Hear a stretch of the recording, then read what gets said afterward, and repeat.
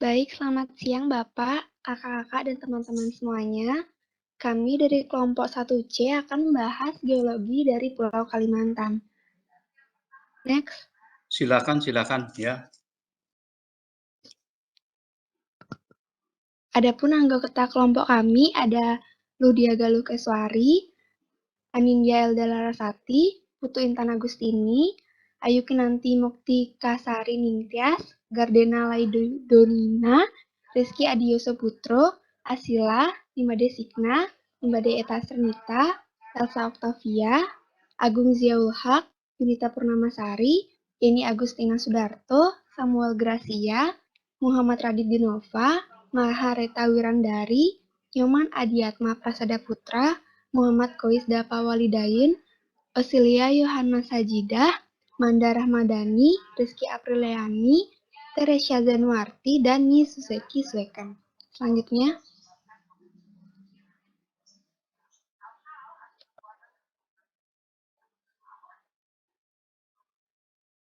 Baik, Pulau Kalimantan merupakan nama daerah Indonesia di Pulau Borneo atau wilayah negara Malaysia, dan Brunei juga ada yang berada di wilayah Borneo.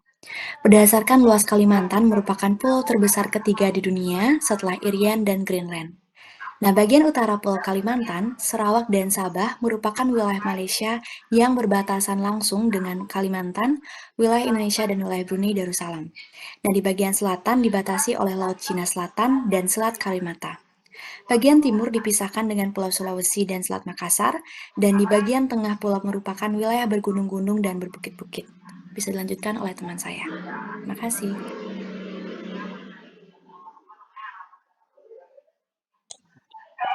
Baik, untuk zona 1 Kalimantan Selatan, itu dia terdiri dari dataran aluvial, dataran banjir, tanggul alam, dan backswamp. Di daerah ini itu banyak terdapat lapisan gambut yang sangat tebal sehingga daerahnya sulit dikembangkan. Yang mana daerah ini tuh paling cocok hanya untuk persawahan pasang surut.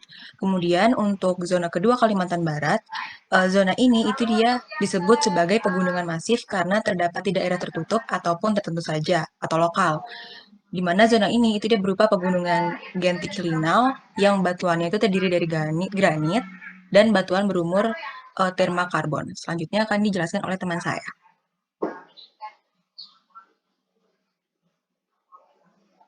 Baik, pada zona 3 yaitu Kalimantan Tengah, merupakan gentiklinal yang di beberapa tempat menunjukkan aktivitas vulkanis yang tidak aktif lagi, misalnya Pegunungan Iran. Dahulu Sungai Kapuas pada zona ini terdapat endapan yang cukup luas dan disebut formasi danau. Selanjutnya pada zona 4 yaitu Kalimantan Timur, terdiri dari pegunungan antiklinal dan geantiklinal meratus. Baik, terima kasih. Selanjutnya dilanjutkan oleh teman saya.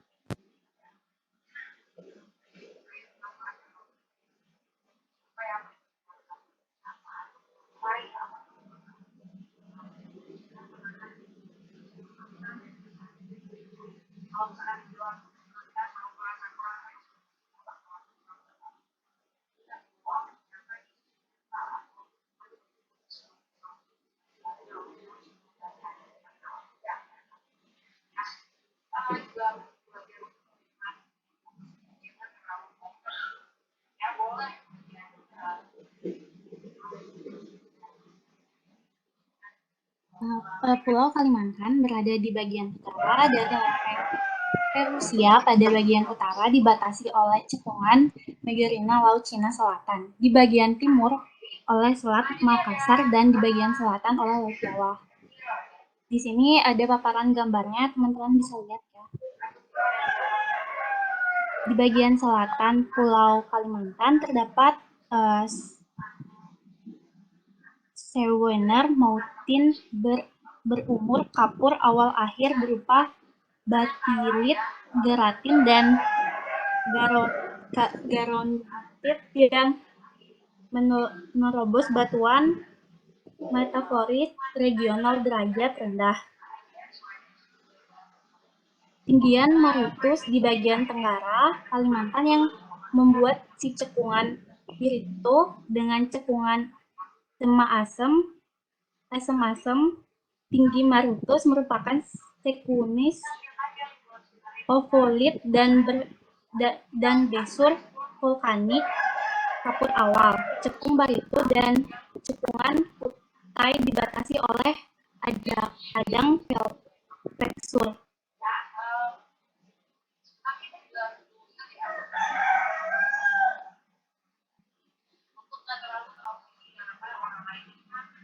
Baik, saya akan menunjukkan fragmen dari lempeng ekspresi ini, kemudian dikenal sebagai lempeng Victor Sunda yang meliputi Semenanjung Malaya, Sumatera, dan Jawa, Kalimantan Selatan, dan Kalimantan Tengah.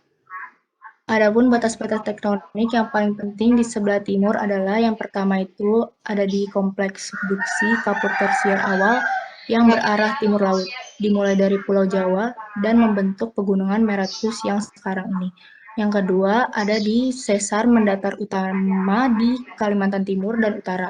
Dan yang ketiga ada di jalur subduksi di Kalimantan Utara, Sarawak, dan Laut Natuna. Jalur ini dikenal dengan jalur Lupar.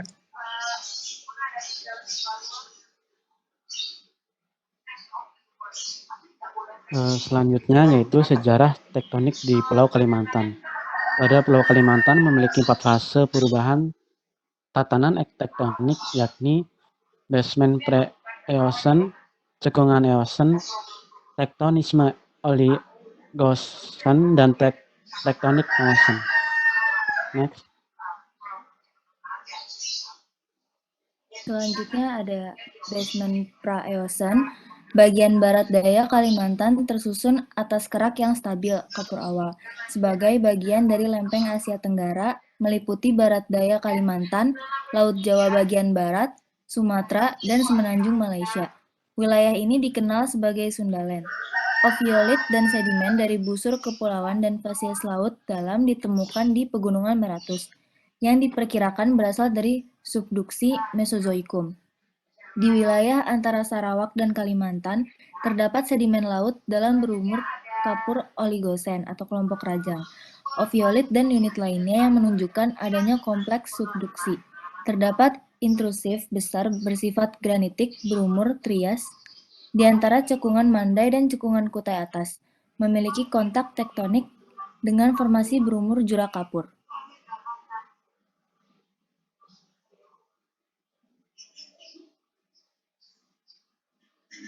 Selanjutnya berikut adalah gambar dari basement pra-Eocene. Next.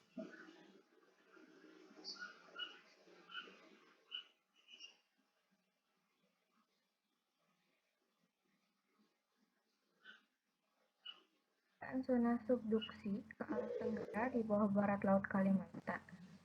Pada periode Kapur dan Tersier awal dapat menjelaskan kehadiran oviolit, melanges, broken formations, dan struktur tektonik kelompok rajang di Sarawak, formasi Crocker di bagian barat Sabah, dan kelompok Embaluh. Batas sebelah timur Sundaland atau Pulau Sunda selama Eocene yaitu wilayah Sulawesi yang merupakan batas konvergensi pada Tersier, dan kebanyakan sistem akresi terbentuk sejak Eocene. Next.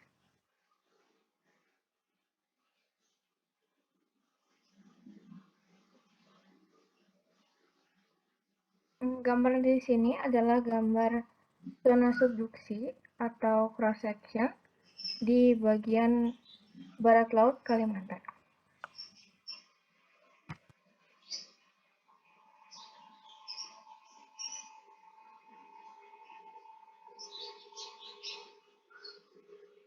Fase perubahan yang ketiga yaitu tektonisme Oligocene.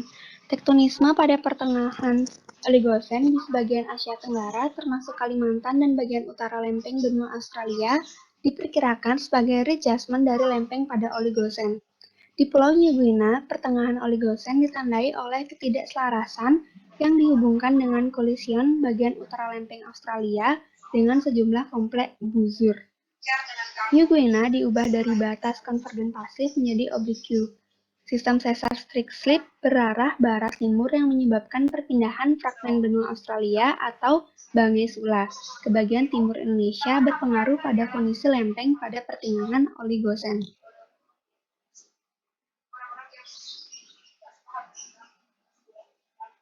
Ketidakselarasan pada pertengahan Oligocene hadir di Laut Cina Selatan dan wilayah sekitarnya. Ketidakselarasan ini dihubungkan dengan pemekaran lantai samudra di STS. Subduksi pada barat laut Kalimantan terhenti secara progresif dari barat daya sampai timur laut. Di bagian barat daya berhenti pada pertengahan Oligosen. Di bagian timur laut berhenti pada akhir Miosen awal. Nah, di sini juga terdapat gambar tentang pembagian ini.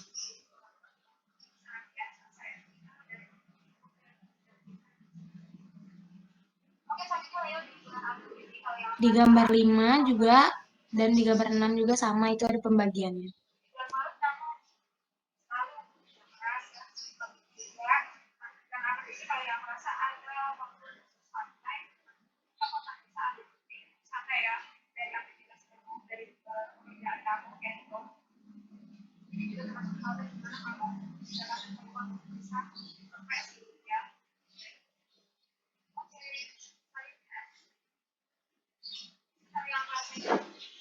Lanjut.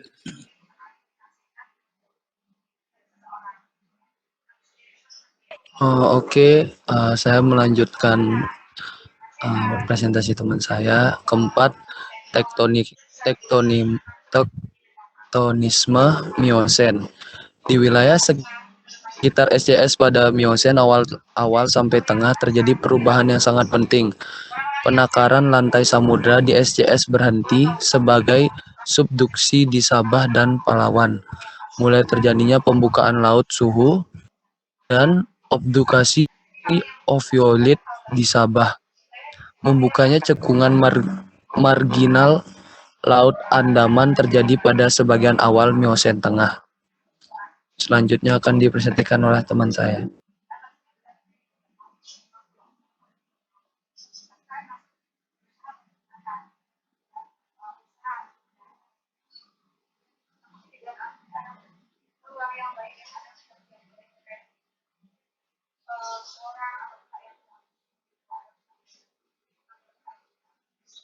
Baik, yang kelima ada tatanan stratigrafi, yaitu cekungan barito. Nah, secara tektonik, cekungan barito itu terletak pada batas bagian tenggara dari Swanershield, Kalimantan Selatan. Nah, cekungan ini dibatasi oleh tinggian Meratus pada bagian timur dan pada bagian utara terpisah dengan cekungan Kutai oleh pelenturan berupa sesar Adang. Ke selatan masih membuka ke Laut Jawa dan ke barat dibatasi oleh paparan Sunda. Nah, cekungan barito ini merupakan cekungan yang asimetrik, memiliki cekungan depan atau foregate pada bagian paling timur dan berupa platform pada bagian barat. Cekungan barito mulai terbentuk pada kapur akhir setelah tumbukan kolision antara mikrokontinen Paternoster dan barat daya Kalimantan. Nah, sedangkan cekungan Kutai secara umum tersusun atas endapan-endapan yang berumur tersier yang memperlihatkan hasil siklus transgenesi dan regenerasi laut. Terima kasih.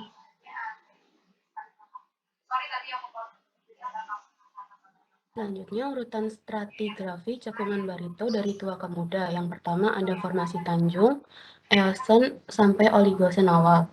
Formasi ini disusun oleh batu pasir, konglomerat, batu gamping, batu bara, dan basalt. Formasi ini diendapkan pada lingkungan litoral neritik.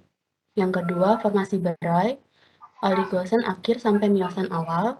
Formasi berai disusun oleh batu gamping berselingan dengan batu lempung atau serpih di bagian bawah, dan di bagian tengah terdiri dari batu gamping masif, dan pada bagian atas kembali berulang menjadi perselingan batu gamping, serpih, dan batu pasir. Formasi ini diendapkan dalam lingkungan Lagu Neretik tengah dan menutup secara selaras formasi Tanjung yang terletak di bagian bawahnya. Kedua formasi berai dan Tanjung juga memiliki ketebalan 1.100 meter pada dekat Tanjung.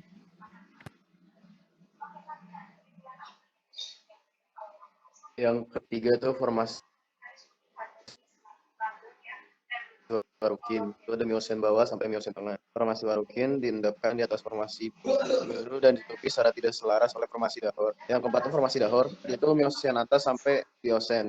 Formasi ini terdiri atas perselingan antara batu pasir, batu bara, konglomerat, dan seperti yang diendapkan dalam lingkungan litoral sampai supralitoral.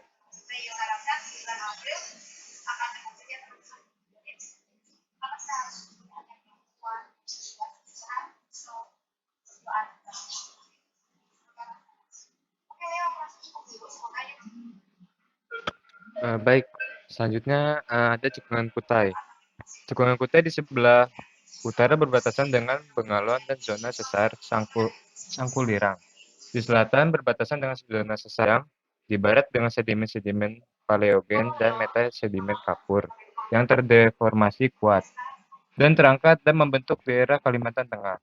Sedangkan di bagian timur terbuka Selanjutnya yang kedua ada dalam stratigrafi. cekungan Makassar Pada bagian kala utara. Oligosen atau tersier awal, cekungan Kutai mulai turun dan terakumulasi sedimen-sedimen laut dangkal khususnya mudstone, batu pasir, sedang dari formasi Serpibogan dan formasi Pamaluan. Pada awal Miosen, pengangkatan benua atau dataran tinggi Kucing ke arah barat dari Tunjaman menghasilkan banyak sedimen yang mengisi cekungan Kutai pada formasi delta-delta sungai. Salah satunya di kawasan Sangatta. Ciri khas sedimen-sedimen delta terakumulasi pada formasi Pulau Balang, khususnya di sedimen dataran delta bagian bawah dan sedimen batas laut, diikuti lapisan-lapisan dari formasi Balikpapan yang terdiri dari mudstone, batu lanau, dan batu pasir dari lingkungan pengendapan sungai yang banyak didominasi substansi gambut delta plain bagian atas yang kemudian membentuk lapisan-lapisan batu bara pada endapan di bagian barat kawasan Pinang.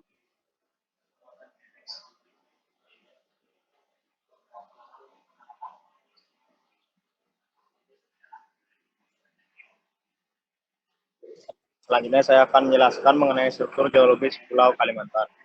Secara geologis, Kalimantan dibedakan menjadi dua struktur geologis yang meliputi inti benua dan geosiklin Borneo Utara. Yang pertama yaitu inti benua atau continental core. Inti benua merupakan wilayah lanjutan yang meliputi lanjutan dari Natuna ke selatan yang dikenal dengan Chinese District sampai pegunungan Schwaner dan dibagi menjadi beberapa bagian menurut Van Belmen pada tahun 1949.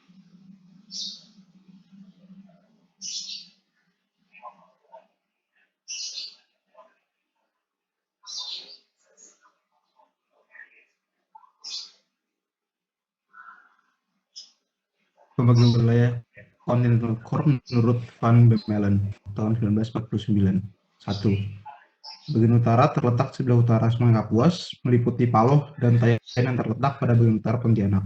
Kedua, zona pegunungan Schwaner. Zona ini membujur dari Pontianak ke timur sampai dengan pegunungan Schwaner di Kalimantan Tengah. Yang ketiga, bagian selatan, daerah Ketapang yang terletak antara pegunungan Schwaner dan juga Laut Jawa.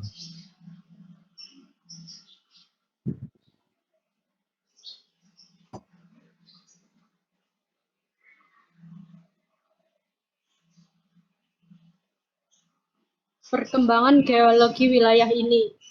1. Zaman Devon dan Permokarbon. Pada zaman ini terjadi penurunan dan memungkinkan pembentukan geosinklinal yang diikuti oleh intrusi dan ekstrusi oviolit. 2.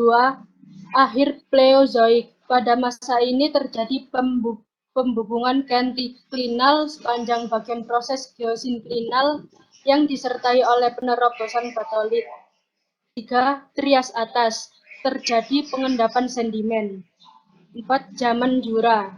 Pada zaman ini disusul oleh gejala pelipatan dan pengangkatan di seluruh daerah dan diikuti dengan intruksi batolit DNA granitis.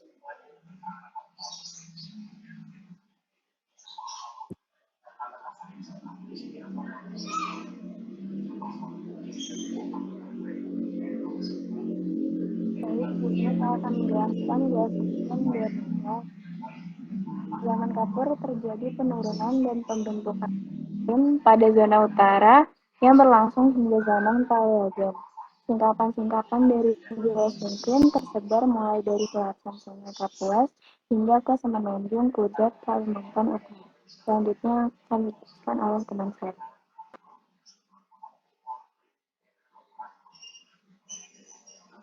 Baik, selanjutnya kondisi geologis Kalimantan. Kompleks batuan dasar di Kalimantan di bagian barat dan bagian tengah Kalimantan termasuk pegunungan Suana mewakili singkapan dasar benua terbesar di Indonesia. Batuan dasar adalah batuan di dasar lapisan stratigrafi yang umumnya lebih tua dari batuan di atasnya. Batuan ini biasanya mengalami metamorfosis bila terkena panas. Selanjutnya akan dilanjutkan oleh teman saya.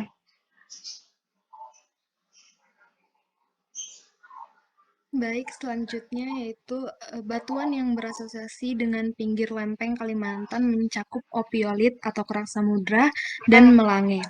Potongan lantai samudra atau kerak samudra terdapat beberapa tempat di daratan Kalimantan.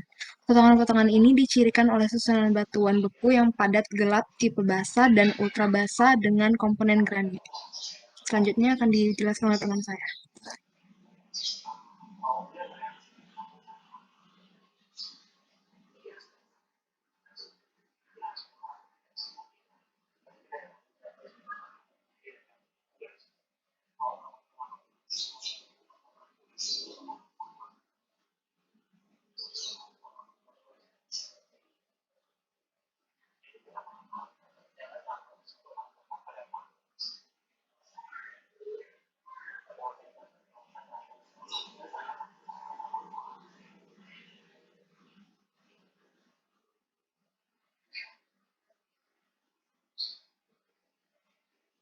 Lanjut.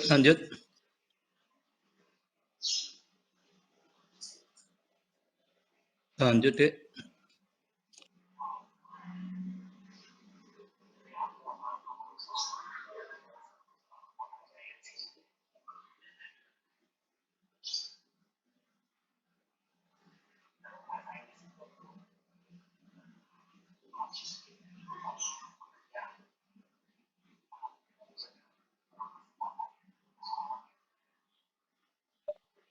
Oke, kondisi geologis Kalimantan di sini batuan malengnya adalah batuan campuran atau potongan-potongan batu dari berbagai jenis dan ukuran yang berbeda dalam matrik berliat yang terpotong, yang menunjukkan adanya tekanan yang sangat kuat. Malange sering dikaitkan dengan proses pembentukan jalur penunjaman.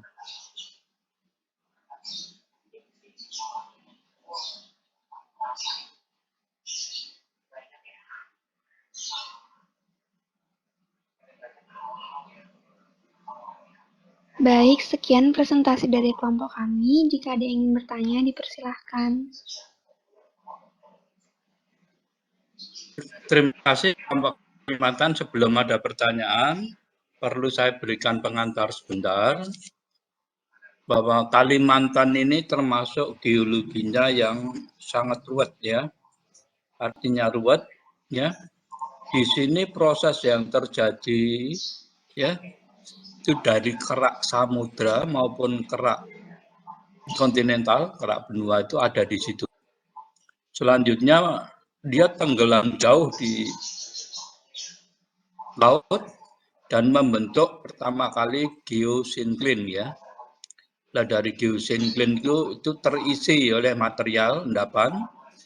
Setelah terisi dia terangkat, membentuk lipatan-lipatan, patahan-patahan ya, dan kembali turun ke dasar laut membentuk geosinkline lagi ya, dan terisi lagi ya sambil diikuti proses vulkanologi. Di situ disebutkan tadi ada intrusi maupun ekstrusi ya. Jadi memang ruwet, tapi seperti di daerah lain ya, karena geologinya cukup ruwet ya, sehingga umumnya dia sangat kaya akan bahan tambang. Kita tahu untuk Kalimantan adalah sumber batu bara ya, sumber minyak ya, dan masih banyak bahan bakar yang lain ya. Dan juga di sana batu-batu mulia cukup banyak di Kalimantan Selatan ya, yang tadi disebut pada dataran ya, pada dataran di daerah Tapra. Di situ tadi ditulis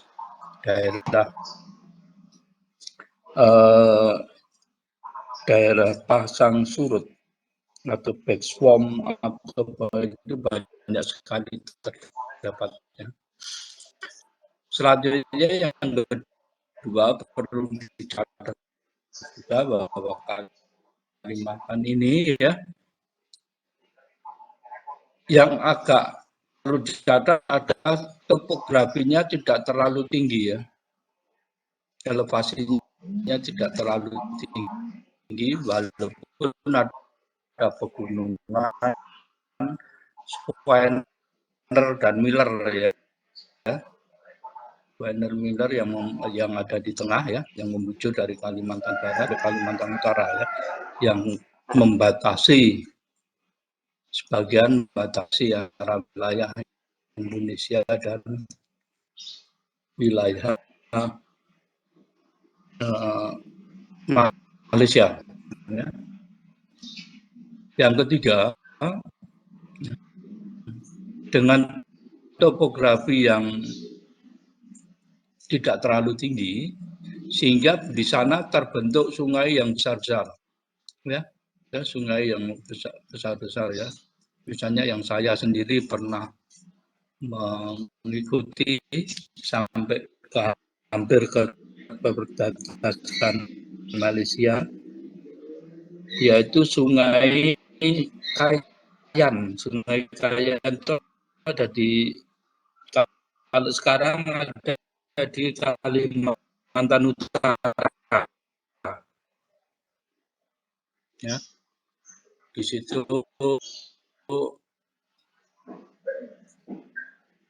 sungainya cukup dalam dan lebar. Saya menyusuri sampai apa itu namanya, kapal kecil itu apa namanya, kalau di sana namanya apa, lupa saya. Itu nggak bisa masuk. Kita masuk sampai di situ ya, melihat kondisi geologi dan lain sebagainya.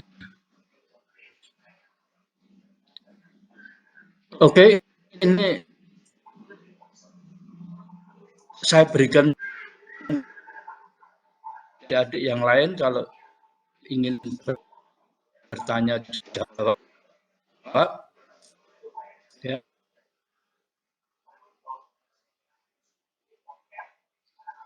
Istilah-istilah misalnya yang berkolisian banyak disebut ekstrusi. Nanti tolong itu dipelajari apa itu artinya ya. Oke, silakan. Silakan. Atau dilanjut dulu kelompok Sumatera karena waktunya ngepres nanti enggak kebagian teman. Silakan. Saya berikan kelompok Sumatera. Silakan.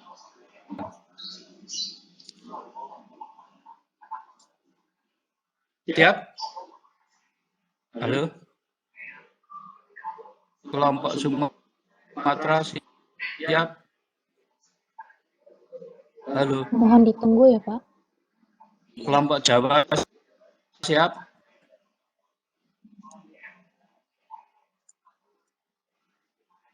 Halo? Yang lain dengar suara saya? Mohon maaf Pak, suaranya putus. Kelompok Kalimantan dengar suara saya ya? Putus-putus Bapak. Halo. Kelompok yang lain dengar suara saya? Lumayan putus-putus Bapak. Halo. Halo Pak.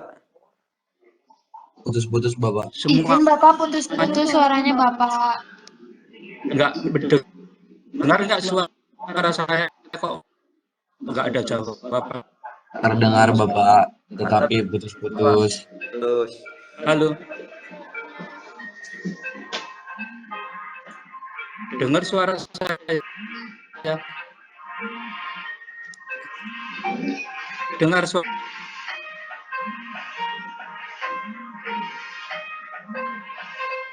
Dengar Bapak. Dengar Bapak.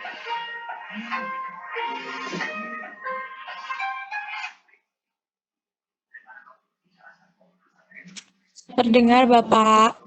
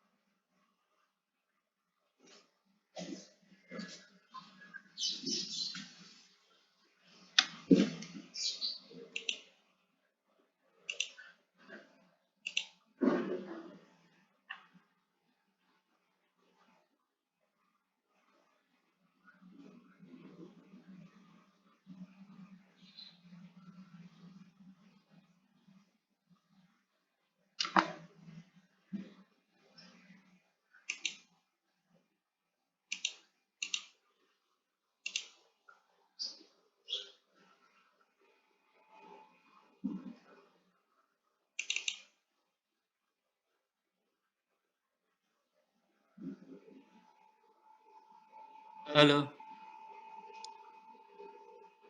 Masih putus-putus ya? Masih putus-putus. Sudah terdengar Bapak. Mungkin yang lain. Oh, iya. Silakan kelompok Sumatera atau Jawa. Silakan mana yang lebih siap. Silakan. Kelompok Sumatera presentasi lebih dahulu, Bapak. Oke, silakan.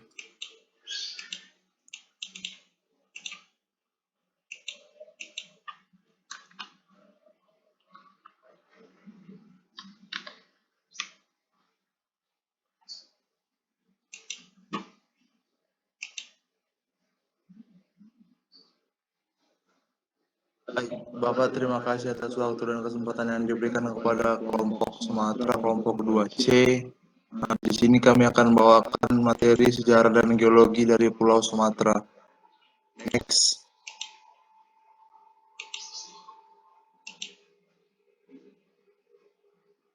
Next dia.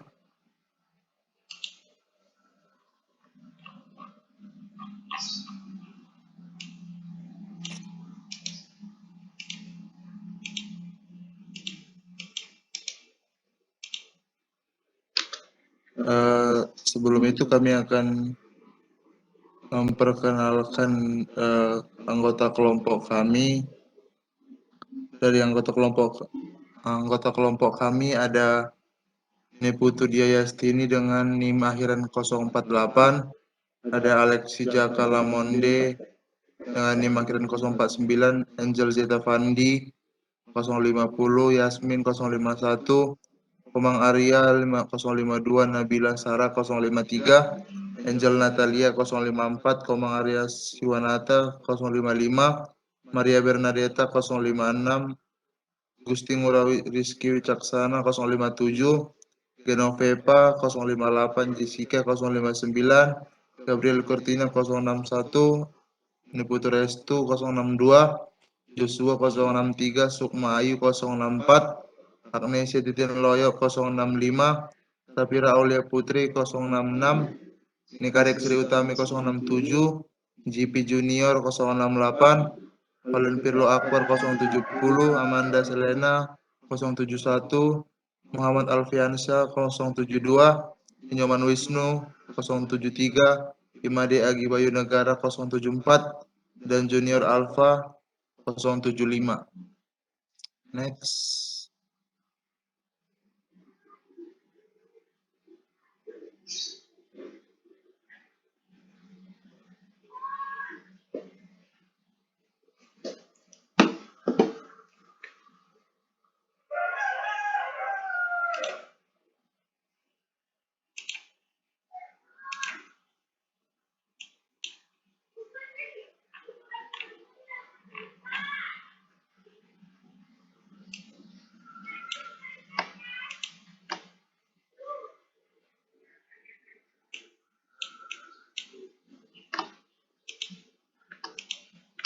Izin Bapak untuk yang share screen boleh diganti sebentar Bapak orangnya karena saudara dia jaringannya kurang stabil Bapak.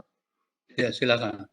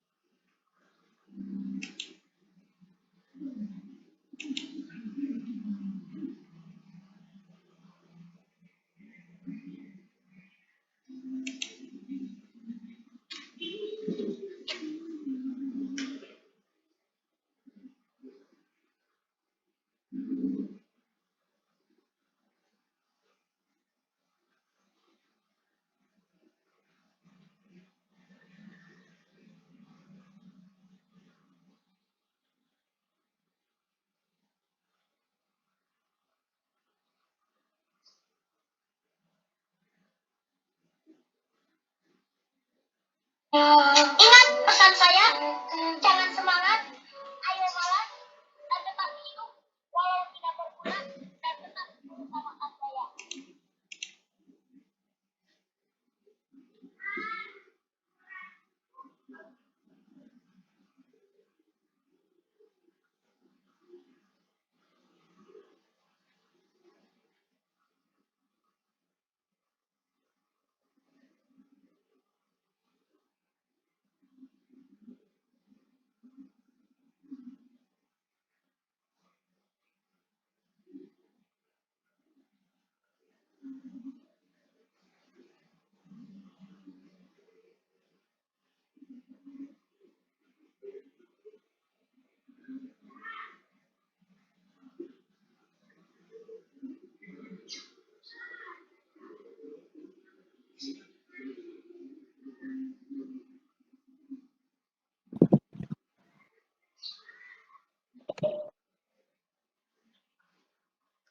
Baik Bapak, kami akan coba lanjutkan presentasi kami. Yang pertama kami akan memaparkan mengenai gambaran umum dari Pulau Sumatera.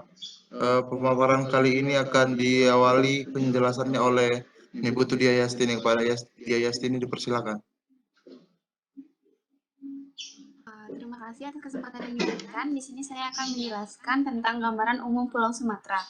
Pulau Sumatera terletak pada 5 derajat 39 lintang utara sampai 5 derajat 54 lintang selatan dan 95 derajat bujur timur sampai 106 derajat bujur timur, dan terdapat pegunungan bukit barisan yang membujur dari utara sampai selatan. Berdasarkan letak geografisnya, Pulau Sumatera terdiri atas dua bagian, yaitu wilayah pegunungan dan wilayah daratan rendah. Dataran tinggi terdiri dari lembah-lembah pegunungan yang merupakan bagian dari gugusan bukit barisan yang membelah Pulau Sumatera.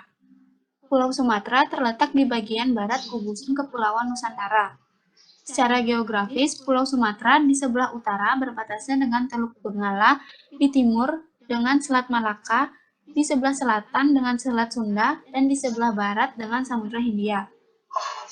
Luas Pulau Sumatera sebesar 473,481 km², kilometer persegi, memanjang dari barat sampai Laut Tenggara dengan panjang 1.650 km dari Ulili sampai Tanjung Cina, dan lebar pulau di bagian utara berkisar 100 sampai 200 km. Di bagian selatan mencapai 350 km. Secara umum, keadaan fisiografi Pulau Sumatera dibentuk oleh rangkaian pegunungan barisan di sepanjang sisi baratnya yang memisahkan pantai barat dan pantai timur. Lerengnya mengarah ke Samudra Indonesia dan umumnya suram. Presentasi selanjutnya akan dilanjutkan oleh teman saya. Terima kasih kepada dia yang sudah memberikan gambaran umum mengenai Pulau Sumatera. Yang selanjutnya kita akan juga mendapat penjelasan atau presentasi dari teman kami Alexi Jaka. Kepada Alexi kami persilakan. Baik, terima kasih atas kesempatannya. Selanjutnya, Di sisi timur dari pantai Sumatera ini terdiri dari lapisan tersier yang sangat luas, serta berbukit, dan berupa tanah rendah aluvial. Pulau Sumatera tersusun atas dua bagian utama. Sebelah barat didominasi oleh keberadaan lempeng samudra, sedangkan sebelah timur didominasi oleh keberadaan lempeng benua dan berdasarkan gaya gravitasi, magnetisme, dan seismik ketebalan sekitar 20 km dan ketebalan lempeng benua sekitar 40 km. Menurut Hamilton 1979. Selain itu, pada sebelah timur Pulau Sumatera, banyak ditemukan rawa yang dialiri oleh sungai-sungai besar seperti Sungai Asahan, Sungai Musi, Ogan, Lematang, Komer, Ketahun, dan lain-lain. Di bagian barat pulau terbentang pegunungan barisan yang membujur dari utara hingga selatan. Sepanjang Bukit Barisan terdapat gunung-gunung berapi yang hingga saat ini masih aktif seperti Gunung Merapi di Sumatera Barat, Kerinci di Jambi, dan Bukit Kaba di Bengkulu. Pulau Sumatera juga memiliki banyak danau besar seperti Danau Toba di Sumatera Utara, Singkara, Maninjau di Sumatera Barat, dan Danau Ranau di Lampung. Selanjutnya bisa dilanjutkan oleh rekan saya. Terima kasih pada Alexi Jaka yang sudah memberikan maparkan atau mengenai bagian-bagian sebelah timur maupun sisi dari Pulau Sumatera. Nah, penjelasan selanjutnya, boleh di next slide.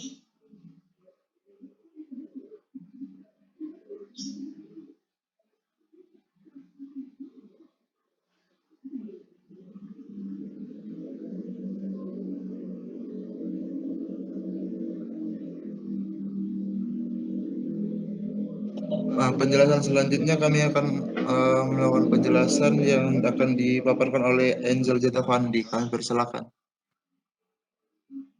Baik, terima kasih atas kesempatannya. Sekarang saya akan menjelaskan mengenai sejarah terbentuknya Pulau Sumatera. Pulau Sumatera terbentuk akibat tumbukan kerak benua Sundaland dengan kerak Samudra Indo-Australia. Laju dari tumbukan tersebut membentuk arah kemiringan 60 derajat dengan jalur tepi barat kerak Sundaland. Tumbukan ini mengakibatkan terbentuknya cekungan Sunda di sebelah barat Pulau Sumatera dan cekungan-cekungan sedimentasi di daratan Sumatera termasuk cekungan Sumatera Selatan. Tumbukan atau subduksi ini juga memicu terjadinya jalur busur depan magmatik dan busur belakang. Sekian dari saya, akan dilanjutkan oleh teman saya. Terima kasih. Terima kasih penjelasannya mengenai sejarah bentuk dari Pulau Sumatera. Kemudian kembali kami akan juga memperjelas mengenai sejarah terbentuknya Pulau Sumatera. Kali ini penjelasannya akan dipaparkan oleh saudari kami Yasmin Fatmacinta. Kami persilakan. Selanjutnya, cekungan Sumatera Selatan termasuk ke dalam cekungan busur belakang yang terbentuk sejak Miosen Tengah. Aktivitas tektonik yang terjadi sepanjang pembentukan cekungan Sumatera Selatan terjadi menjadi 3 fase. Menurut dari 1987 dalam Sudarmono 1997 terdapat 3 fase, yaitu yang pertama itu fase perkembangan awal early phase, yang kedua ada fase perkembangan tengah middle phase, dan yang terakhir ketiga fase perkembangan akhir late phase. Terima kasih. Selanjutnya. Terima kasih kepada Yasmin sudah memperjelas bagaimana cekungan-cekungan di Sumatera, di Pulau Sumatera. Kemudian penjelasan selanjutnya akan dipaparkan oleh Iko Mang Arya Prayoga terkait geologi regional Sumatera. Terima kasih kepada Iko Mang Arya, kami persilakan. Mungkin nanti dilanjut aja, enggak usah enggak usah disebutkan, lanjut aja biar waktunya ya. Izin melanjutkan. Selanjutnya, geologi regional Sumatera. Pulau Sumatera merupakan pulau yang memiliki orientasi geografi berarah barat laut dan terletak di bagian barat paparan Sunda dan di selatan lempeng Eurasia. Pulau Sumatera terletak di sebelah barat daya kontinen Sundaland dan merupakan jalur konvergensi antara lempeng Hindia dan Australia. Pulau ini memiliki dimensi panjang sekitar 1.760 km dan lebar 400 km dan kisaran luas sekitar 435.000 km². Geografi khas dari Pulau Sumatera yaitu pegunungan Bukit Barisan. Selanjutnya akan dilanjutkan teman saya.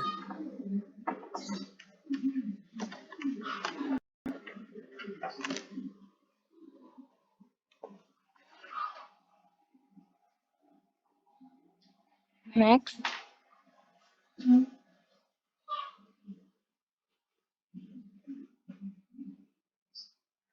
Baik, di sini saya akan menjelaskan bahwa Pulau Sumatera itu memiliki beberapa batas-batas geografis adalah sebagai berikut. Di sebelah barat dan selatan itu dibatasi oleh Samudra Hindia, kemudian di sebelah timur dibatasi oleh Selat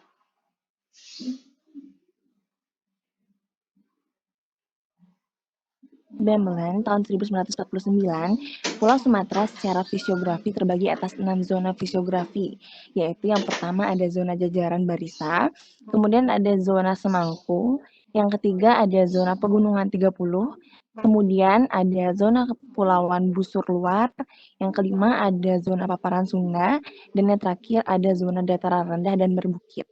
Terima kasih, kemudian dilanjutkan oleh rekan saya.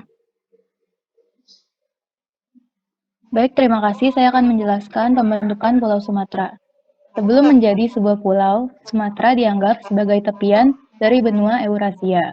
Pada pantai lepas, bagian barat Sumatera terdapat zona subduksi, tempat bertemunya lempeng Samudra Indo-Australia dengan lempeng benua Eurasia. Berdasarkan hal tersebut, Sumatera pun dianggap sebagai salah satu pulau yang menjadi bagian dari Indonesia. Slide selanjutnya akan dilanjutkan oleh rekan saya. Namun, berdasarkan data geokimia yang dibuat oleh LIPI pada tahun 2013, diketahui bahwa Pulau Sumatera awalnya bukan berupa satu pulau yang menyatu, melainkan 3 bagian yang terpisah. Dan hal ini juga dipaparkan oleh peneliti dari British Geological Survey NR Cameroon pada tahun 1984. Pada bagian barat merupakan busur kepulauan, bagian timur merupakan zona tepian lempeng Eurasia, dan juga wilayah antara lempeng benua, dan kemudian mulai menyatu menjadi satu daratan, yaitu Pulau Sumatera pada zaman Miosen, yakni sekitar 25 juta tahun yang lalu. Selanjutnya akan dibacakan oleh rekan saya. Baik, saya akan menjelaskan pola tektonik Pulau Sumatera. Struktur tektonik yang ada di Pulau Sumatera dari bagian barat menuju timur, urutannya menjadi zona subduksi miring dengan sudut penunjaman yang landai dan zona sesar besar Sumatera. Subduksi sendiri memiliki arti tumbukan antara dua lempeng atau lebih, yang salah satunya menghujam ke lempeng yang lain. Selain itu, lempeng India-Australia juga mempengaruhi geomorfologi Pulau Sumatera, di mana hal ini menyebabkan bagian barat Sumatera memiliki pantai yang sempit dan terjal. Subduksi ini menyebabkan terbentuknya sesar. Adapun beberapa sesar yang ada di Sumatera adalah sesar Mentawai, sesar Anauk Bate, sesar Samalanggasi Popok, sesar Lok Seumawe, sesar Blangke Jeren, serta sesar Semongko. Selanjutnya akan dilanjutkan oleh rekan saya. Baik, selanjutnya saya akan memaparkan submateri mengenai evolusi teknik Pulau Sumatera. Jadi, selama zaman Perm, tidak ada perubahan penyebaran keterdapatan batuan plutonik dan vulkanik dari karbon aktif. Sistem busur palung yang bekerja di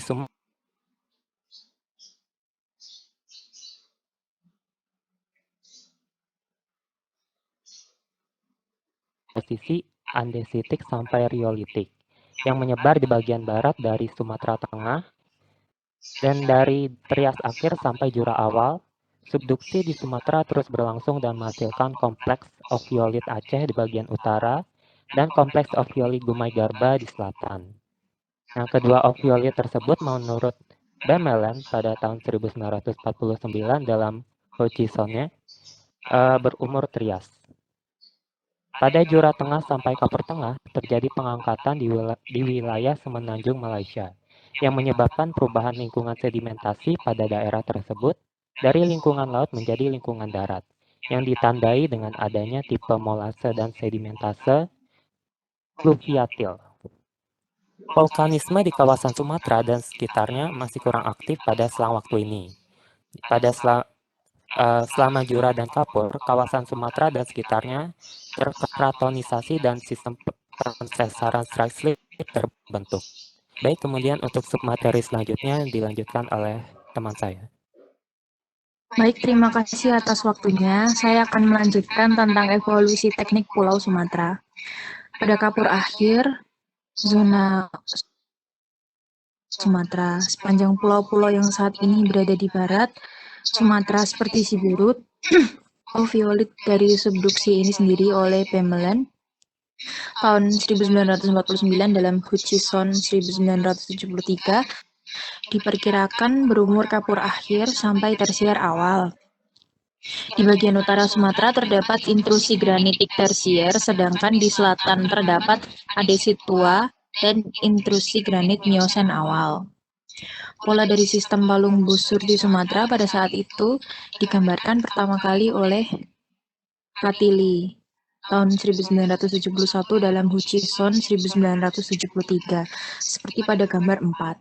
Subduksi yang berada di barat Sumatera menerus ke selatan Jawa Barat, lalu berbelok ke timur laut menuju arah pegunungan Meratus di Kalimantan.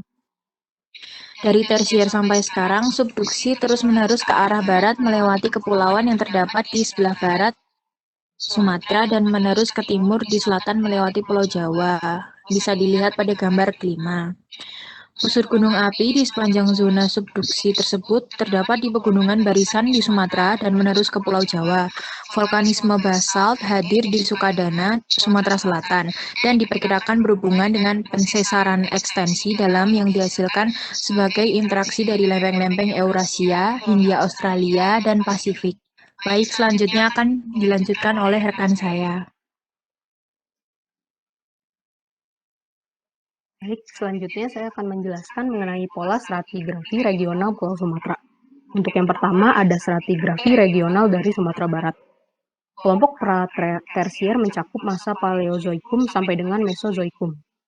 B. Kelompok batuan ultrabasa pra-tersier disusun oleh batuan Harzburgite, Danit, Serpentinit, Gabbro, dan basalt. C. Kelompok melang pratersier merupakan kelompok batuan campur aduk yang disusun oleh batu hijau, greywack, tufa, dan batu gamping termetakan rejang aneka warna. Kelompok batuan sedimen pratersier yang didominasi oleh batu gamping hablur, sedangkan kelompok batuan terobosan pratersier disusun oleh granit, diorit, granodiorit, porfirik kuarsa, diabas, dan basalt. Dan yang E. Kelompok transisi pratersier sampai tersier bawah yang merupakan kelompok batuan terobosan yang terdiri dari batuan granodiorit dan granit. Untuk bahasan selanjutnya akan dilanjutkan oleh rekan saya. Terima kasih. Baik, saya akan melanjutkan. Yang F di sini ada kelompok tersier. Dipisahkan menjadi kelompok batuan ultrabasa, kelompok batuan melangi, kelompok batuan sedimen, kelompok batuan gunung api, dan kelompok batuan terobosan. Lalu yang G ada kelompok batuan melang tersier, yang merupakan batuan campur aduk yang disusun oleh greywack, serpi, konglomerat, batu pasir kuarsa, arkose, serpentinit, gabbro, larva basalt, dan batu sabak. Lalu yang H ada kelompok batuan sedimen tersier yang disusun oleh konglomerat, aglomerat, batu lama, batu pasir, batu gamping, breksi, dan napal. Lalu yang I ada kelompok batuan gunung api tersier yang disusun oleh batuan gunung api yang bersifat andensitik, basaltik, lava basalt, sedangkan kelompok batuan terobosan tersier terdiri dari granit, granodiorit, andesit, porfitik, dan diabas. Lalu yang G ada kelompok transisi tersier sampai kuarter Pleistocene yang dapat dipisahkan menjadi kelompok batuan sedimen, kelompok batuan gunung api, dan kelompok batuan terobosan yang terdiri dari riolit avanitik, retas basalt, dan andesit porfir. Untuk materi selanjutnya bisa dibacakan oleh teman saya.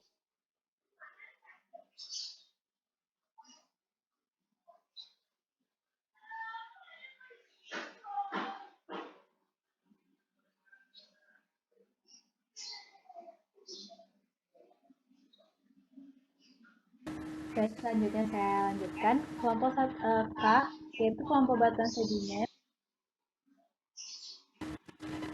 Pleistocene disusun oleh konglomerat polinik, batu pasir, batu lanau, dan perselingan antara napal dan batu pasir. Lalu I, kelompok batuan gunung api Pleistocene disusun oleh batuan gunung api andesitik, basaltik, tufa, bresik, dan endapan lahar. Sedangkan kelompok batuan terobosan Pliocene terdiri dari riolit, avanitik, kertas basalt, dan andesit quarter. Lalu yang terakhir, kelompok quarter dipisahkan menjadi kelompok batuan sedimen, batuan gunung api, dan aluvium. Lalu yang kedua ada stratigrafi regional Sumatera Tengah, yaitu ada A, rift atau siklis pematang. Secara keseluruhan, sedimen pengisi cekungan pada fase tektonik ekstensional atau rift ini dikelompokkan sebagai kelompok pematang yang tersusun oleh batu lempung, serpik karbonan, batu pasir halus, dan batu lanau aneka warna. Lemahnya refleksi seismik dan amplitudo yang kuat pada data seismik memberikan indikasi fasies yang berasosiasi dengan lingkungan lacustrin. Pengendapan pada awal proses rifting berupa sedimentasi plastika darat dan lacustrin dari Lower Red Bed Formation and Brown Shale Formation. Ke arah atas menuju fase late rifting, sedimen berubah penuhnya menjadi lingkungan lacustrin dan diendapkan formasi pematang sebagai lacustrin fill sedimen. Selanjutnya dilanjutkan oleh teman saya.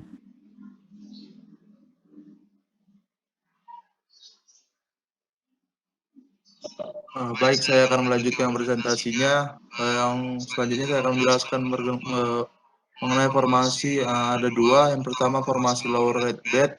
Ini tersusun oleh batu lempung berwarna merah, hijau, batu lanau, batu pasir, kerikilan, dan sedikit konglomerat, serta breksi yang tersusun oleh pebble, quartzit, dan filit. Kondisi lingkungan pengendapan ini diinterpretasikan berupa alluvial bed plain, dilihat dari banyaknya moody matrix di dalam konglomerat dan breksi. Yang kedua ada formasi brown shale. Formasi ini cukup banyak mengandung material organik, dicirikan oleh warna yang coklat tua sampai hitam, dan tersusun oleh serpi dengan sisipan batu lanau. Di beberapa tempat terdapat selingan batu pasir, konglomerat, dan poleosol. Ketebalan formasi ini mencapai lebih dari 530 meter di bagian depo center. Formasi ini diinterpretasikan di endapan lingkungan danau dengan kondisi anosik, dilihat dari tidak adanya bukti bioturbasi, dan interkalasi batu pasir konglomerat ini diendapkan oleh proses fluvial channel fill.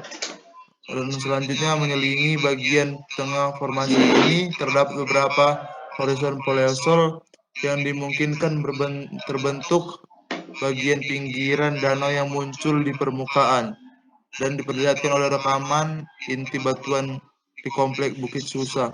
Secara tektonik, formasi ini diendapkan pada kondisi penurunan cekungan yang cepat sehingga aktivitas fluvial tidak begitu dominan. Penjelasan selanjutnya akan dijelaskan oleh Sukma.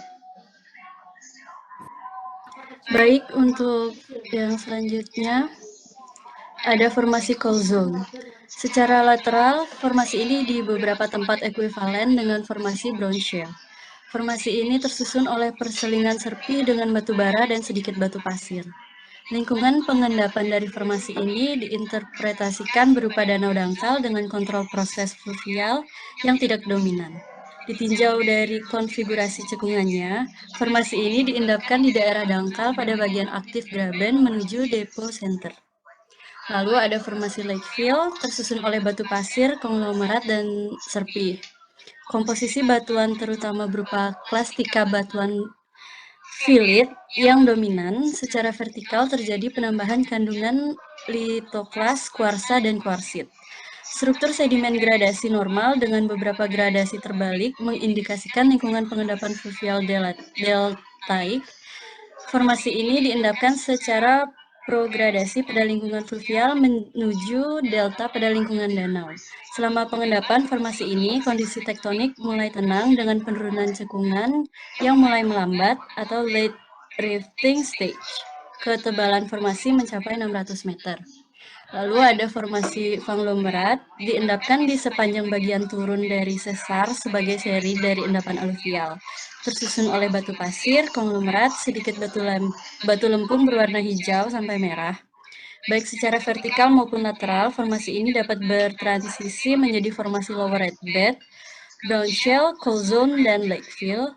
Di beberapa daerah, seperti halnya di subcekungan aman, dua formasi terakhir, lake fill dan konglomerat, dianggap satu kesatuan yang ekuivalen dengan formasi pematang berdasarkan sifat dan penyebarannya pada penampang seismik.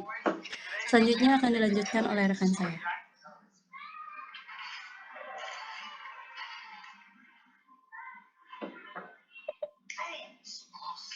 Baik, terima kasih untuk waktu dan kesempatan yang telah diberikan kepada saya.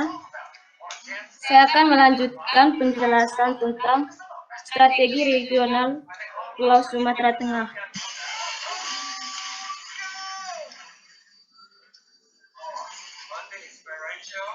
Selanjutnya, adasa secara tidak selaras di atas kelompok mematang diendapkan sedimen neogen. Fase sedimentasi ini diawali oleh episode transgresi yang diwakili oleh kelompok Sihapas dan mencapai puncaknya pada formasi Telisa. Yang ke C, ada siklus Sihapas transgresi awal.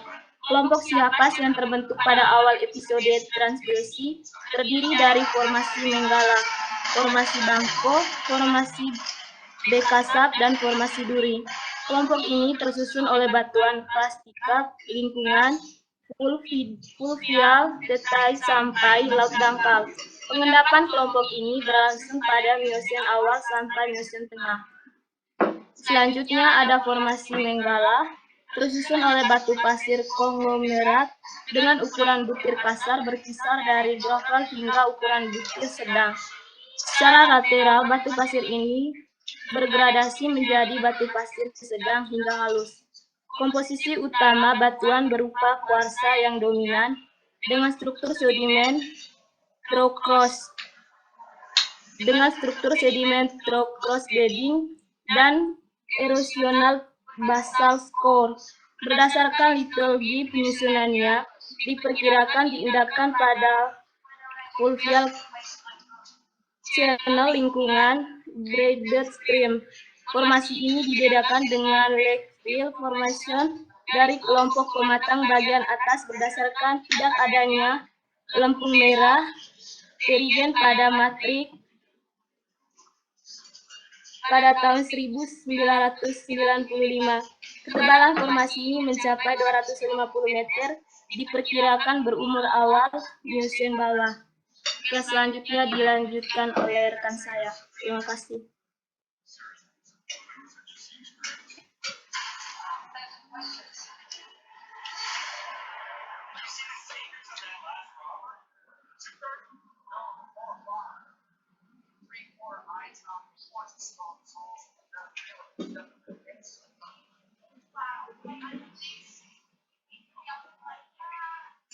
Lanjut.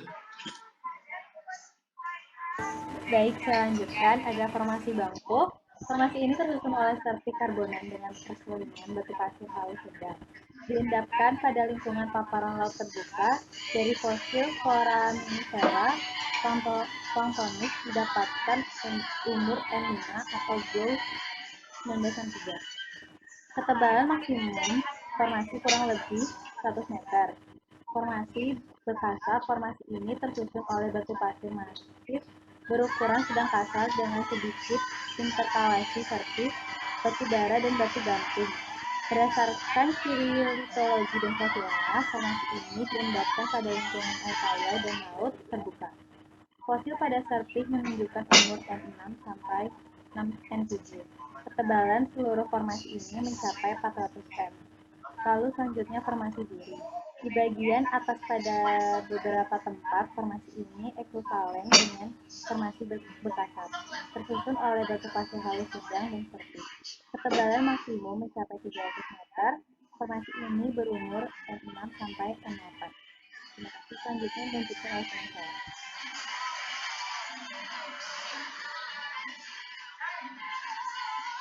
Baik, selanjutnya ada Telisa E transgresi akhir. Formasi Telisa yang mewakili episode sedimentasi pada puncak transgresi tersusun oleh serpih dengan sedikit interkalasi batu pasir halus pada bagian bawahnya. Di beberapa tempat terdapat lensa-lensa batu gamping pada bagian bawah formasi. Ke arah atas, litologi berubah menjadi serpih mencirikan kondisi lingkungan yang lebih dalam.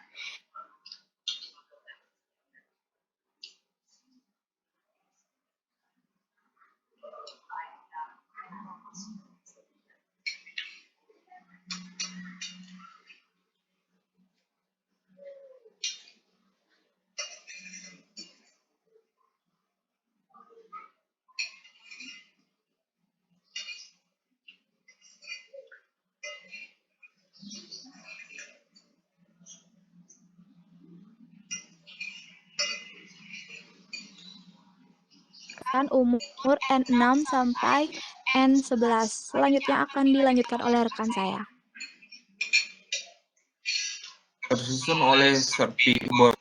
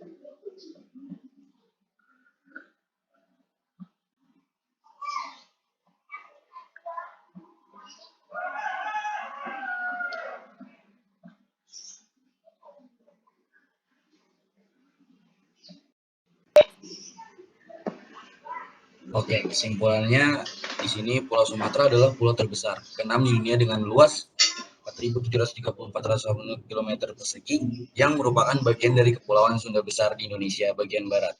Sumatera adalah pulau yang dihormati karena keanekaragaman hayatinya yang luar biasa dan memiliki danau kawah, gunung berapi raksasa terbesar di dunia.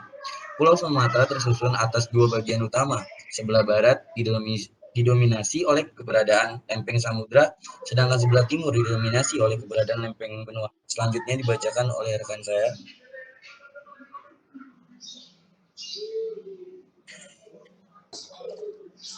Berdasarkan gaya gravitasi, magnetisme dan simetrik keimbalan sekitar 20 km dan 40 km.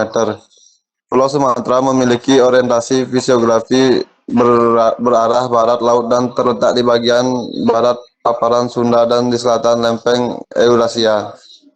Pulau ini memiliki dimensi panjang sekitar 1.760 km dan lebar 400 km. Dan kisaran luas sekitar 435.000 km. Pulau Sumatera memiliki beberapa batas-batas geografis, yaitu di sebelah barat, timur, utara, serta secara fisiografi Pulau Sumatera terbagi atas 6 zona. Terima kasih. Struktur tektonik yang ada di Pulau Sumatera sendiri dari arah bagian barat menuju timur. Urutannya menjadi zona subduksi miring dengan sudut penunjaman yang landai dan zona sesar besar Sumatera. Dari subduksi lempeng tersebut kemudian terbentuklah yang namanya sesar atau patahan geologi pada suatu lempeng atau daratan. Dari beberapa wilayah baik itu bagian selatan Pulau Sumatera, tengah maupun utara masing-masing memberikan kenampakan pola tektonik yang bervariasi.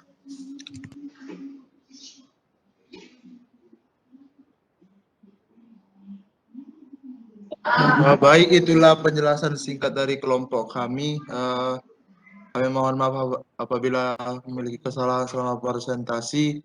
Untuk kesempatan kali ini kami membuka pertanyaan, kritik, saran. Terima kasih.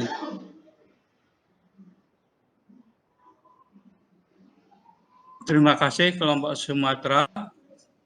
Berhubung waktu juga, saya minta langsung saja Jawa sama mana yang belum?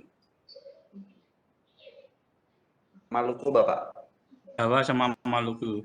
Tolong uraiannya atau pembacaannya agak disingkat ya, jadi di poin-pointernya ya. Oke. Silakan dilanjut. Oke, Bapak. Kelompok Jawa, Pak ya.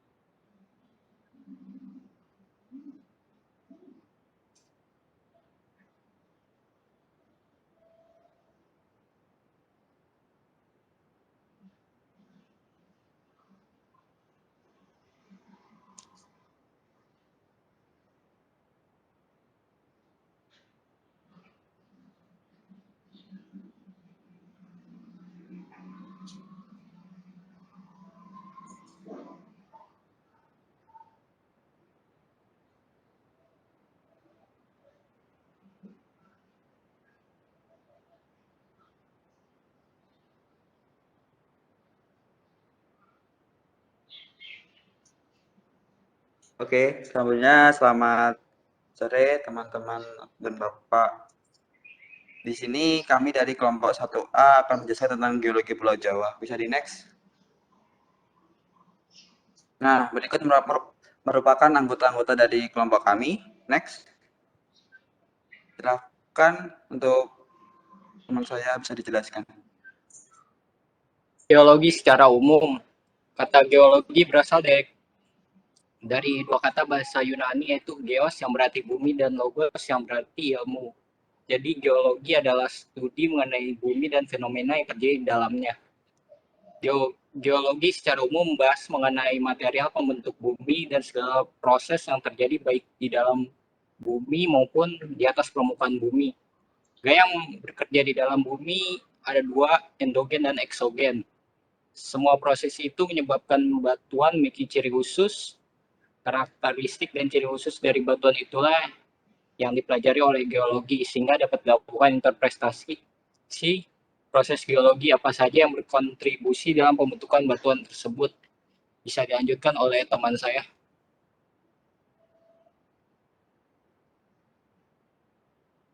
Baiklah. Pulau Jawa merupakan salah satu pulau terbesar yang berada di Indonesia, yang berada di bagian selatan. Pulau Jawa dikelilingi oleh perairan baik samudra maupun laut dan selat.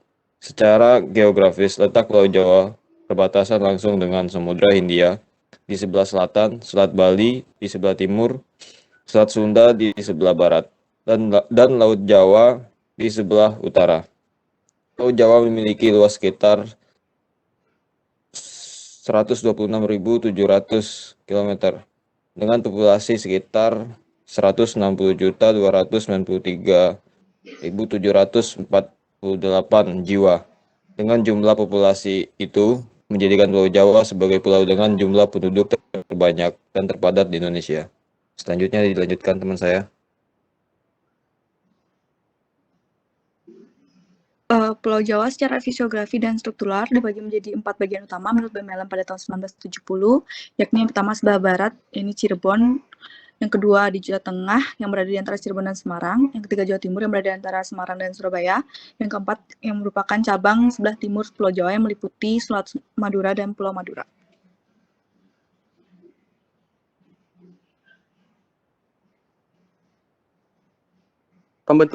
Pembentukan terjadinya geologi regional Jawa. Menurut para ahli, batuan dasar atau dikenal dengan nama basement di Pulau Jawa terbentuk antara 70-35 juta tahun yang lalu sebelum Masehi. Batuan ini tersusun oleh batuan malihan atau metamorfik.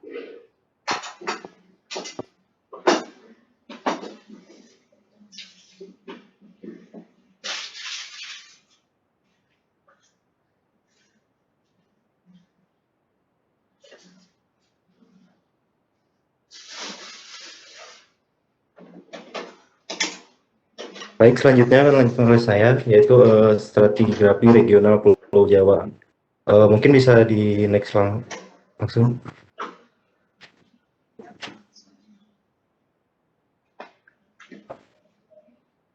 Bisa di next.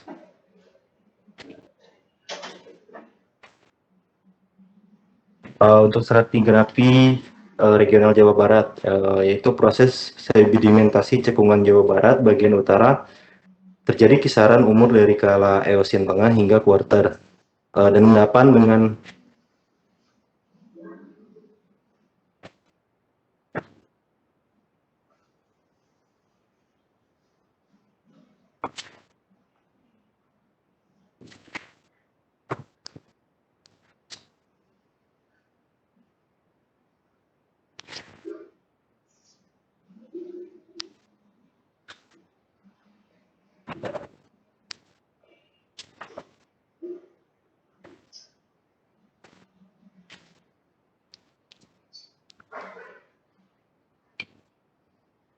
mohon maaf ada kendala. Nah, ini dia. Baik, selanjutnya yaitu stratigrafi Jawa Barat, di mana proses sedimentasi cekungan Jawa Barat bagian utara terjadi kisaran umur dari kala Eosen Tengah hingga Kuarter. Kemudian endapan dengan umur tertua adalah pada Eosen Tengah, yaitu pada formasi Jati Barang yang terendapkan secara tidak selaras di atas batuan dasar. Kemudian untuk urutan stratigrafi regional dari yang paling tua sampai yang paling muda adalah batuan dasar, formasi Jati Barang, formasi Cibulakan bawah, yaitu Talang Akar dan Batu Raja, formasi Cibulakan atas, Masif, Main, Priparigi, formasi Priparigi dan formasi Cisubuh. Mungkin bisa di next ke Jawa Tengah.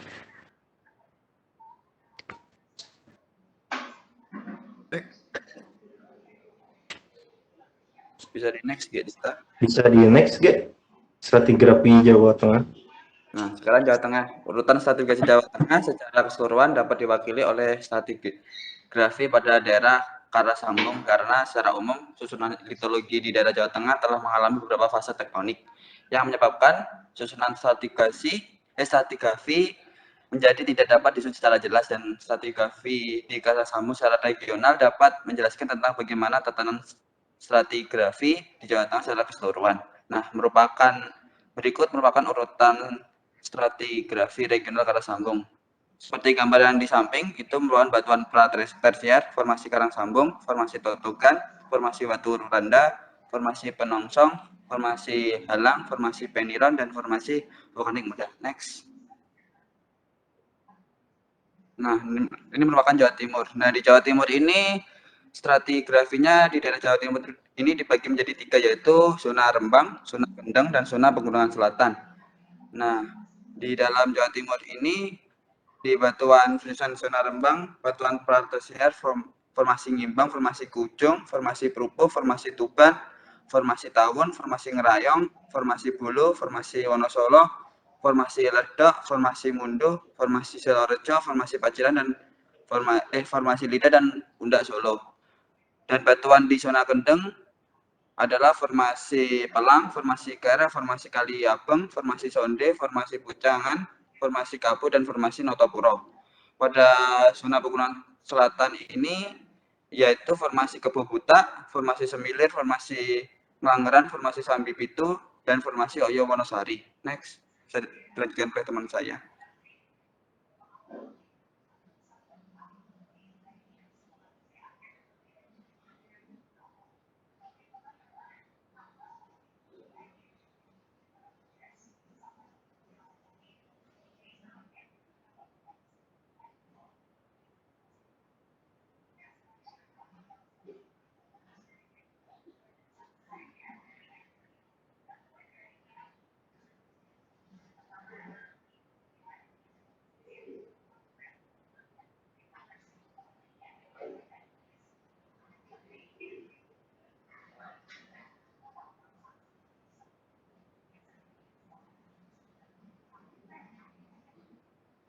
Baik, berikutnya itu ada struktur geologi Pulau Jawa, di mana pada pola meratus di bagian barat terekspresikan pada sesar Cimandri di bagian tengah. Itu terjadi pada batuan presesier di daerah Karangsambung.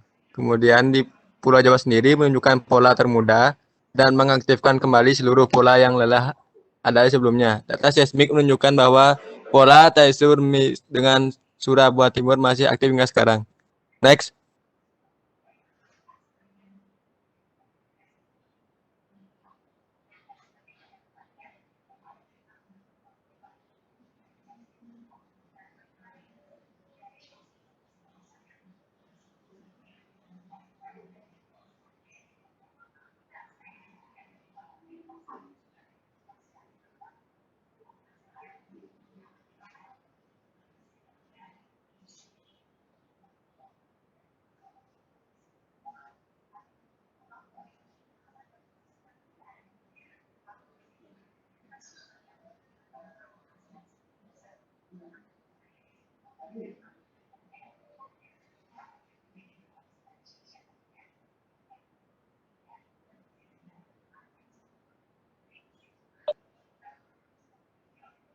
Maaf Pak, koneksi saya sedikit terganggu.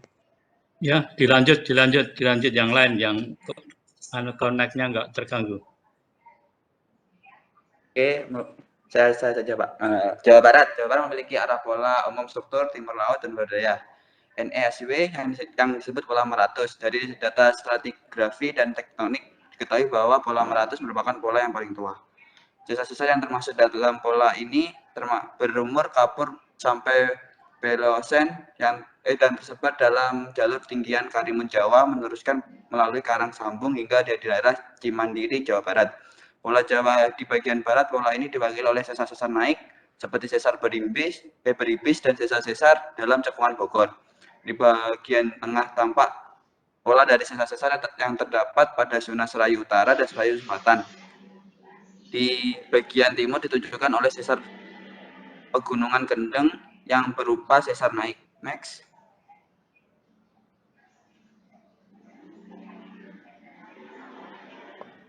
Baik, perkenalkan nama saya Diki Septiadi dengan NIM awalan 19 dan akhiran 17. Oke, untuk Jawa Timur secara umum wilayah Provinsi Jawa Timur merupakan kawasan subur dengan berbagai jenis tanaman seperti hidrogen, oksigen, dan pisogen, mosen, dan powaner yang dipenuhi adanya gunung berapi sekitar 20,60%. Luas wilayah yaitu wilayah puncak gunung berapi di perbukitan gampang yang mempunyai sifat erosif sehingga tidak baik untuk dibudidayakan sebagai lahan pertanian. Sebagian besar wilayah Jawa Timur mempunyai kemiringan tanah 0 sampai 15 derajat sehingga 49% dari luas wilayah yaitu daratan altuar antara gunung berapi sampai detail desa sungai. Wilayah pesisir yang mempunyai tingkatan kesuburan yang tinggi dan dataran alvear yang di jalur kuning yaitu yang subur. Sedangkan daratan alvear di daerah Gampangan, lajur Remen, dan lajur pegunungan selatan cukup subur. Kondisi geologi Jawa Timur yang cukup kaya akan berpotensi sumber daya mineral, memiliki sekitar 20 jenis bahan galian yang mendukung sektor industri maupun konstruksi. Yang secara umum dapat dikelompokkan menjadi 4 lajur, yaitu pertama Rembang, lajur Kendeng, lajur Gunung Api Tengah, dan keempat lajur Pegunungan Selatan. Next.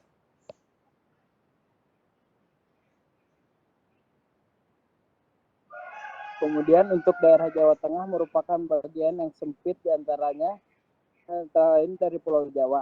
Daerah Jawa Tengah terbentuk oleh 2 pegunungan, yaitu Pegunungan Serayu Utara dan berbatasan dengan jalur Pegunungan Bogor di sebelah barat. Dengan Pegunungan Kendeng di sebelah timur serta Pegunungan Serayu Selatan yang merupakan terusan dari Depresi Bandung di Jawa Barat.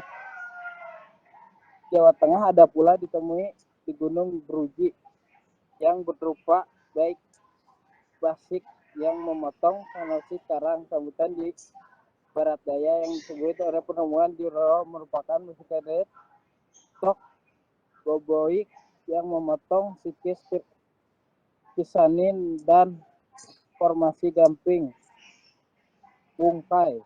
Mekanisme olisen musen tengahan Pulau Jawa terbentuk oleh rangkaian gunung berapi yang berlumuran olisken muson tengah oleh prisma kanker.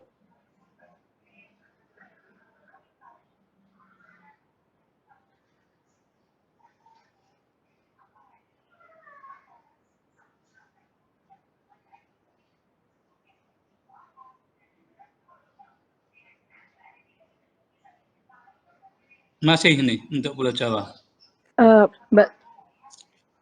Baik, untuk selanjutnya ada geowisata Pulau Jawa. Geowisata adalah suatu jenis pariwisata berkelanjutan dan mempunyai sifat konservasi sehubungan dengan jenis-jenis sumber daya alam sebuah wilayah dalam rangka mengembangkan wawasan dan pemahaman dari proses gejala yang terjadi di alam. Baik, next.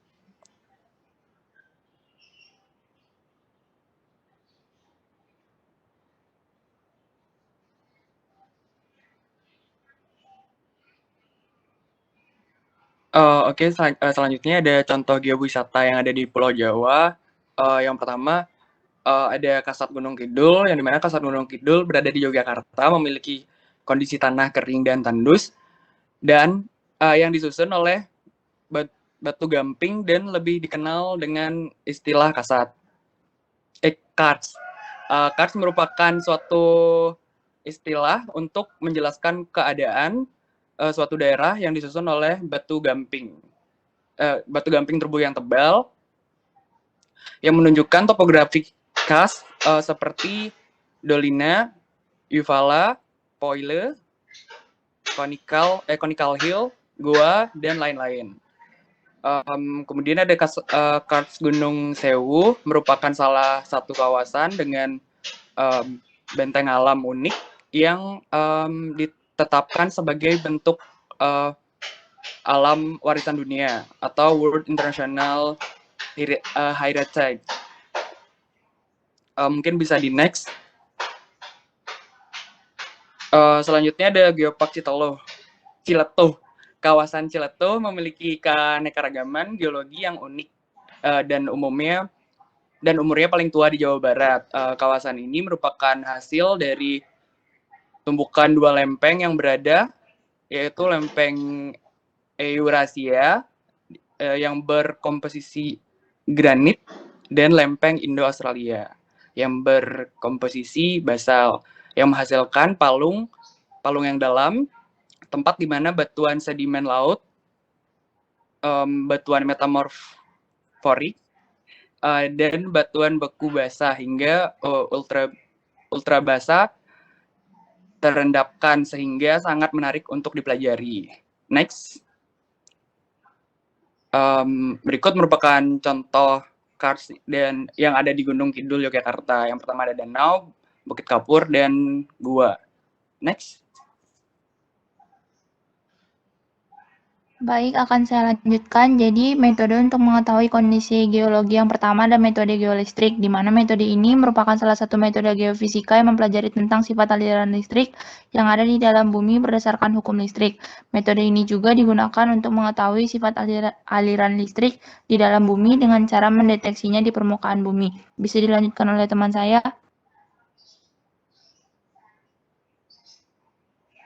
Baik, di sini saya akan menjelaskan metode interpretasi citra satelit. Dalam metode interpretasi citra satelit, bentuk-bentuk morfologi yang akan dijumpai di lapangan akan dapat diketahui, begitu pula dengan kelurusan struktur geologi yang terdapat di daerah penelitian. Jenis interpretasi yang dilakukan dapat berupa litologi, geomorfologi, dan penarikan kelurusan. Pada tahap interpretasi ini akan dibuat suatu peta FFD atau Fault Fracture Density. Salah satu bentuk penggunaannya itu ada di Gunung Tulumoyo dan sekitarnya. Bisa di next.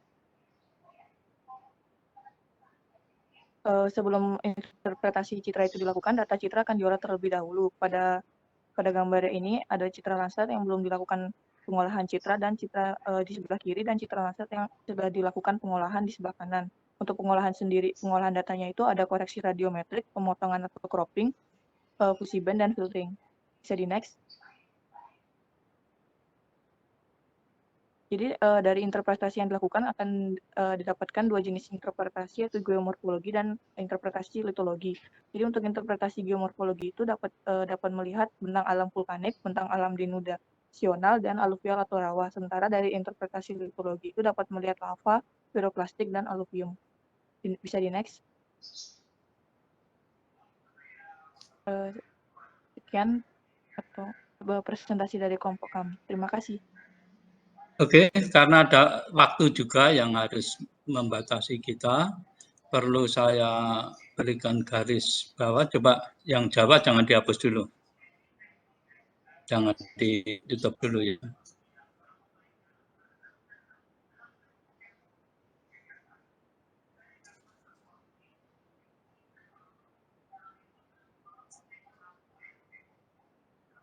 Jangan ditutup dulu ya. Jadi khusus yang Jawa, ya tadi ada pengulangan untuk geologinya ya, untuk stratigrafi ya. Jadi sehingga terlalu banyak ya. Ada pengulangan misalnya Jawa Tengah, Kendeng diulang ya. Selanjutnya juga ini juga lebih ada metode dari satelit, dari geolistrik dan lain sebagainya bagus. Tapi memang itu perlu didalami ya, artinya perlu didalami. Misalnya tadi slide terakhir, kalau dari citra dapat geomorfologinya disebut 3, sebetulnya banyak sekali ya. Terus dari litologi juga sebetulnya banyak ya. Dan metode penelitian geologi juga banyak, tidak hanya itu ya. Ada magnet, ada kimia ya. Jadi cara geomagnet, ada geokimia, ada panas, suhu dan lain sebagainya ya. Untuk Jawa sederhana dan saya agak banyak yang sudah saya kunjungi kalau yang di Jawa ya. Contoh-contoh bahkan teman-temanmu yang di Fakultas Pertanian dalam mata kuliah geomorfologi geologi, kalau praktikum kita bawa misalnya ke Karsnya Jogja tadi ya, Kars topografi Kars ya. Bahkan ke Ciletoh juga ya, pernah kita bawa ke sana ya. Contoh-contoh bentang alam. Selanjutnya untuk Sumatera ya, cukup bagus, cuman terlalu detail untuk suatu sejarah geologi ya. Jadi untuk semuanya saja sebetulnya diawali dari sejarah, ya, terus stratigrafi, terus geologi gitu aja, 3 aja cukup, ya. Tentang ada wisata geo tadi bagus, tapi mungkin belum dulu ya.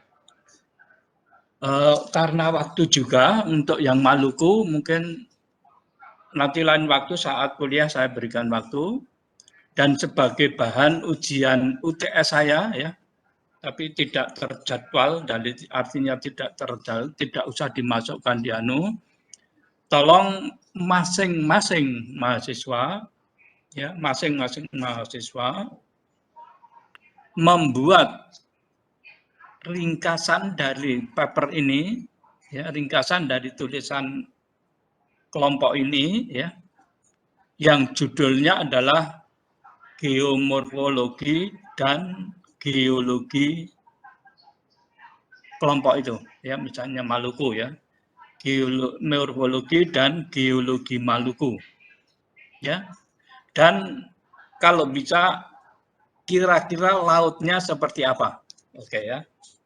Itu saja bahan UTS saya, tolong dikumpulkan. Silakan kamu mau minta berapa hari. Ya. Sudah jelas untuk bahan UTS saya? Izin bertanya, Bapak. Ya, sudah jelas? Izin bertanya, untuk tugasnya itu cuman Maluku saja, Pak, dari semua masing-masing. Oh, masing-masing kelompok, Pak. Masing-masing kelompok beda.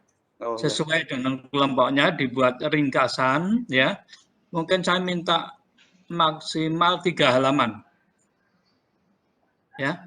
Ya, Pak. Maksimal 3 halaman, silahkan dibuat, isinya geomorfologi dan geologi ditambah sedikit kondisi laut. Ya. Tentunya ya geologi dan geomorfologi laut dari darat yang kamu tuliskan. Sudah jelas? Bapak, untuk pengumpulannya mungkin boleh di Senin depan, Bapak. Kita kuliah lagi kapan? Kamis. Kamis. Okay. Atau mau bagaimana? minta waktu berapa lama? Silakan. Teman bagaimana? Ada yang mau punya usulan?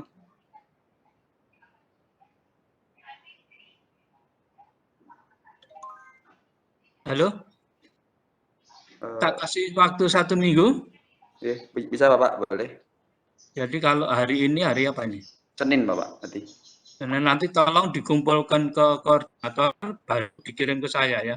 Oke, Bapak. Oke. Oke, kita ketemu 2 hari lagi. Setelah itu ganti dosen nanti ya. Oh, iya, Bapak. Terima kasih, Bapak. Oke, selamat sore. Saya harus mengasih kuliah lagi, misalnya di pertanian jam 5. Oke, sampai ketemu. Salam sehat untuk kita semua ya. Terima kasih, Pak. Ya, Bapak. Terima kasih, Bapak. Terima kasih, Bapak. Terima kasih. Terima kasih, Bapak. Terima kasih, Bapak. Oke, silakan boleh tinggalkan ruang virtual.